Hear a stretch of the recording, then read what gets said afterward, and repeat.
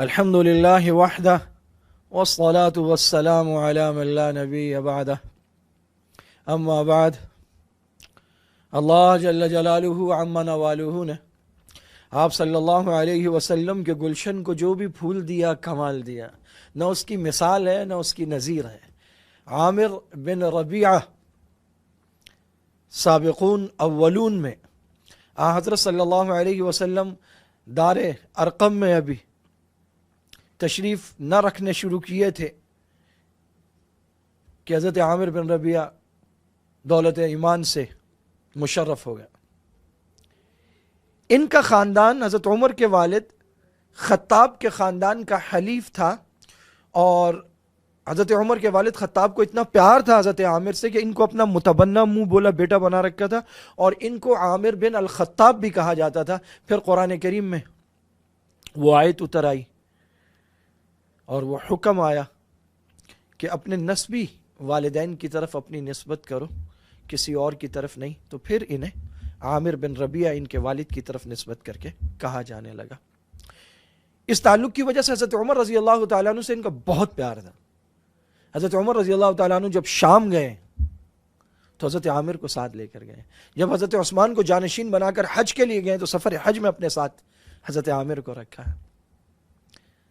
حضرت عامر ابتدا میں مشرف و اسلام ہوئے، تکالیف اٹھائیں، 2 مرتبہ اللہ کے راستے میں ہجرت کی ہے.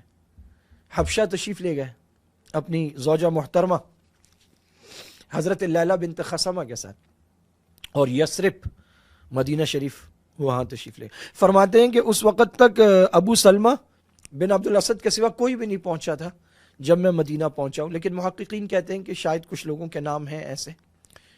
تو البتہ ان کی جو زوجہ محترمہ ہے حضرت لیلہ، وہ پہلی خاتون ہے جنہوں نے حبشہ سے یثرب کی جانب ہجرت کی ہے، اور پھر آپ صلی اللہ علیہ وسلم کی آمد مبارک سے وہ شہر یثرب سے مدینہ منورہ ہو گیا.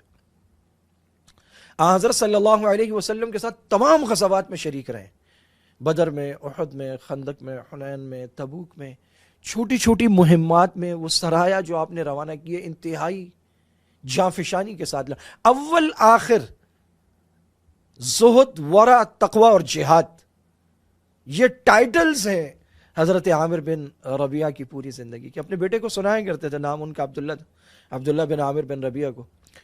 اور ایک دفعہ کہا کہ آپ صلی اللہ علیہ وسلم جب ہمیں بھیجتے مہمات پر تو کھجوریں ساتھ کر دیا کرتے تھے. تو 1 مٹھی ملتی تھی شروع میں، پھر کم ہوتے ہوتے 1 کھجور پہ آ جاتا تھا. 1 کھجور ملتی تھی دن میں، اس پہ ہمارے سفر چلتا تھا. تو بیٹے نے کہا کہ ابا جان 1 کھجور پہ کیسے گزارا ہوتا ہوگا؟ تو فرمایا جانے پدر یوں نہ کہو، جب 1 بھی نہیں ملتی تھی تو پھر وہ 1 بھی یاد آتی تھی. یہ وہ لوگ ہیں جنہوں نے پیٹوں پر پتھر باندھ کر اللہ کی راہ میں جہاد کیا ہے. لا الہ الا اللہ.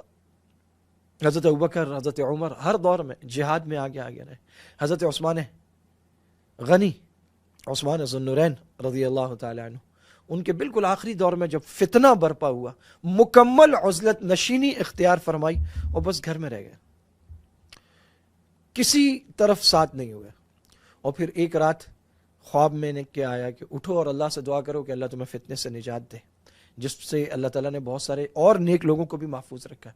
تو اٹھے اور بہت ہی الہوزاری کے ساتھ دعا کی، اور اس کے بعد جو آپ نے عزلت نشینی اختیار کی تھی اور گھر میں ہماری موجودہ دور کی زبان میں خود کو جو کوارنٹائن کر لیا تھا، اس میں اتنی شدت آ گئی کہ پھر آپ باہر نہیں نکلے، کسی نے آپ کو باہر نہیں دیکھا، اور مسلسل عبادت میں مشغول رہتے.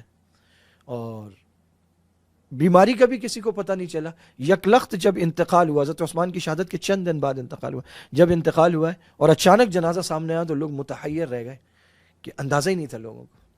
اور وہ دور ایسا دور بھی نہیں تھا جیسے ہمارے یہاں اب اچانک موت ہو جاتی ہے نا، ایسا نہیں تھا.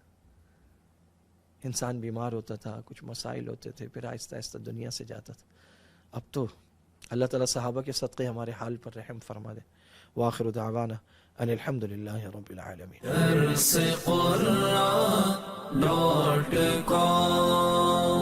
www.darsequran.com